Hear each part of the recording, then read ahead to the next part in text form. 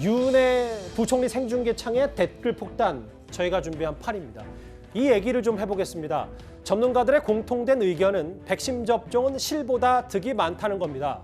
그럼에도 불구하고 학부모들은 백신 부작용이 큰 걱정일 수밖에 없는데요.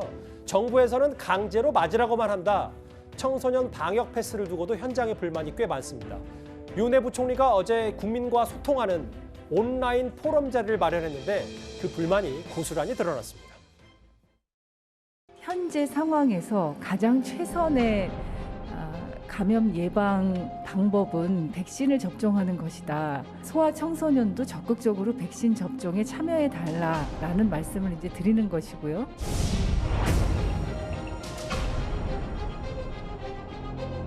후속 조치는 어떻게 해야 되느냐고 물어보면 정확하게 알려주는 의사들은 없었고요. 학교도 마찬가지고 방역 당국도 마찬가지고 명확하게 가르쳐 주시는 분들이 없다 보니 너무 좀 힘들었던 종교시설, 시민, 놀이동원, 백화점 등은 모두 방역 패스에서 제외되고 있습니다. 학원, 독서실, 도서관 등을 제한하면서 이러한 것들을 풀어주는 것을 의문입니다. 백신 패스 절대 반대한다. 접종을 강제해놓고 무슨 포럼이냐, 공산당이냐. 꽤 언색적인 비난들이 유은혜 부총리에게 쏟아졌는데, 그러니까 학부모들 얘기는 백신 접종이 필요한 건 아는데 왜 이렇게 갑자기 소통도 없이 바꿨냐, 뭐 이런 얘기입니까?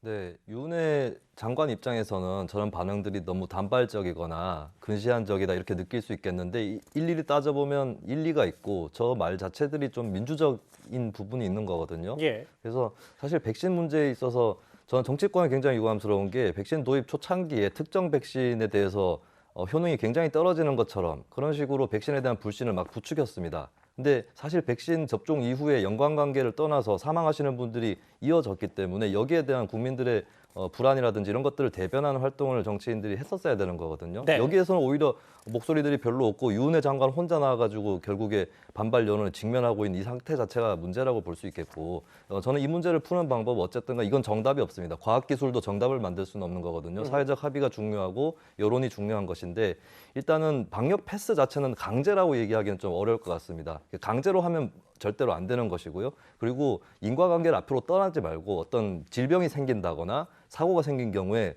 국가가 무조건적인 무상의료를 한다는 심정으로 다 보상을 해주는 이 정도의 방책을 마련을 해야 될 거라고 봅니다. 예. 그리고 방역 패스에 대해서는 정답은 없지만 여러 가지 반발과 또 여론의 수준을 고려해서 적절 수준에서 자율성과 어느 정도의 강제성을 배합한 그 방역 패스의 기준을 찾는 것 이것만이 걸어갈 수 있는 길이라고 보여집니다. 결국은 뭐 소통의 문제인데 백신 얘기도 또 청소년 방역 패스 현장에서는 꽤 뜨거운 논란이니까 시민단체에서는 국가인권위에 진정서까지 냈고 일부 고3 학생들은 헌법소원심판 청구 예정이라고 하는데 이 부분 어떻게 좀 볼 수 있을까요?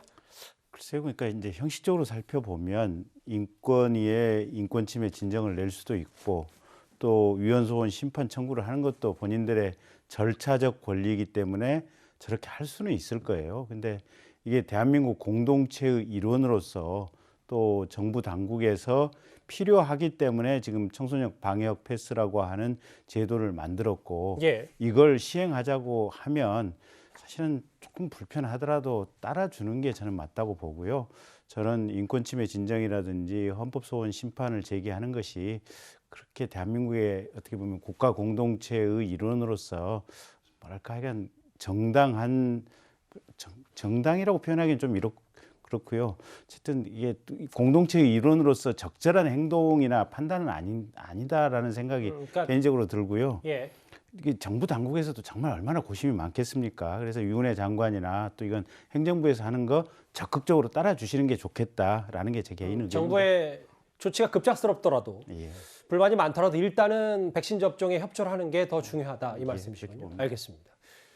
현장에서 논란이 커지고 있는 청소년 방역 패스 논란 얘기까지 만나봤습니다. 그럼 지금까지 들어온 여러분들의 목소리를 만나볼 차례입니다. 첫 번째 댓글 볼까요?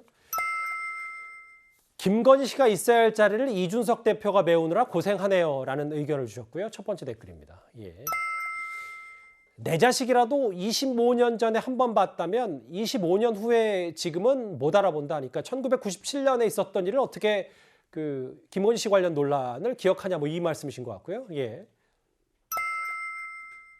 윤 후보는 노 전 대통령을 배워라. 간첩의 사이라는 변화에도 당당했다. 김건희 씨에 대해서 당당해라라는 의견도 주셨습니다. 또 볼까요? 맨날 페미니스트 정부 어쩌고 하더니 이럴 때만 유흥업소 운운하네요. 역시 김건희 씨 관련 댓글들이 많습니다. 마지막 보겠습니다. 조 전 장관 가족이 가혹했다면 없는 죄를 만들었다는 얘기인가요? 가벼운 죄를 넘어가주지 않았다는 얘기인가요? 라는 마지막 댓글까지 제가 읽어봤습니다.